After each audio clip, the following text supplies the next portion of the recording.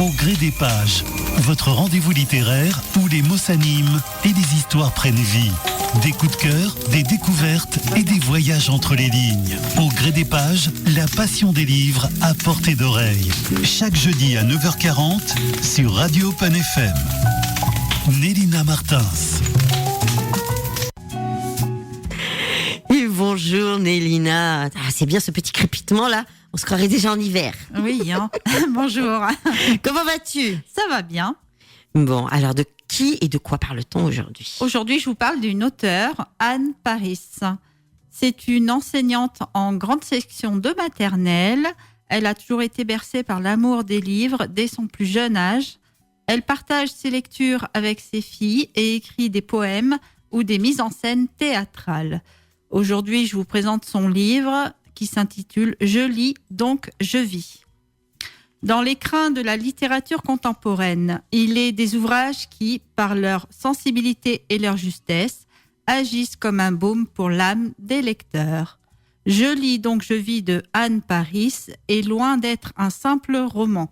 Il se révèle être une véritable ode à la lecture, une exploration intime et universelle du pouvoir des mots et des mots.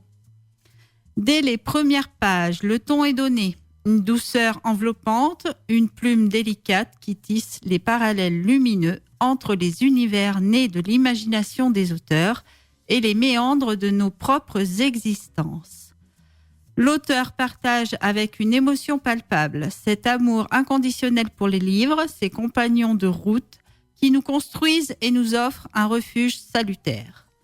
On se reconnaît aisément dans cette idée que les personnages de nos lectures s'immiscent dans notre quotidien, devenant des amis, des confidents, des guides qui nous aident à appréhender l'avenir avec davantage de quiétude. Cette impression réconfortante d'être à l'abri au cœur d'une histoire au point de faire nôtre la famille qui est dépeinte. L'auteur nous livre des parcelles de son être, de son amour pour la lecture et pour ses proches, en nous montrant comment les œuvres littéraires entrent en résonance avec sa propre vie. Ainsi, elle s'identifie à Laura Ingalls de La Petite Maison dans la Prairie, qui, comme elle, est devenue maîtresse d'école. Les pages de La gloire de mon père, de Marcel Pagnol, font remonter à la mémoire l'odeur d'un bouquet de thym, celle d'une salle de classe ou le souvenir d'un voyage en charrette.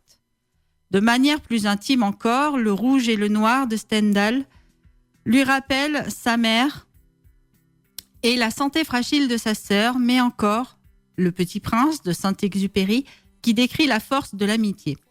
Manon des Sources et l'amour qu'elle exprime pour les siens.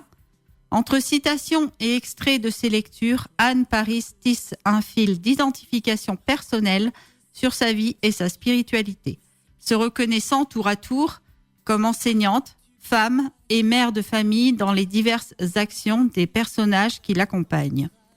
Je vis, donc je vis donc je lis, et plus qu'un livre, c'est une invitation à considérer la lecture comme une expérience vitale, une manière d'habiter le monde plus intensément. C'est une œuvre qui parle à tous et à tous les amoureux des mots, à ceux qui trouvent dans les livres une source inépuisable de réconfort, de réflexion et d'évasion. En refermant ce livre, une évidence s'impose, magnifiquement résumée par son titre. Certaines lectures nous transportent au point de nous rappeler que parfois, nous pouvons vivre les mêmes sensations et ou aventures que certains personnages de livres. Il est disponible partout. Je lis, donc je vis, de Anne Paris. On va le montrer. On va le montrer à la caméra. Et c'est vrai, je trouve que parfois, quand nous lisons des livres, on a tendance à s'identifier un peu, c'est de vrai, ouf. De certains personnages ou certaines actions. On peut se plonger effectivement dans... Alors, pas tous. Moi, j'étais très très fan de Stephen King. Je te jure que moi, je me mettais pas dans les situations des gens. C'est sûr, hein, on va pas se mettre dans la peau d'un tueur. Ouais, c'est ça. Mais oui, c'est vrai, il y a des lectures. C'est ça aussi qui est beau dans la lecture. Oui. C'est que dans notre imagination, l'auteur, quand il écrit, il va faire comment dire, il va développer aussi, il va poser des décors, etc. Mais nous, dans notre tête, voilà, on a toujours un peu d'imagination. C'est pour ça que moi, j'ai du mal avec des auteurs qui sont très descriptifs. Oui, parce que j'ai du vrai. mal à me projeter. Oui, c'est vrai. Donc, on peut la suivre sur les réseaux sociaux, Anne Paris. Très bon livre, Mais je conseille. très bien. Eh ben, c'est cool. Voilà.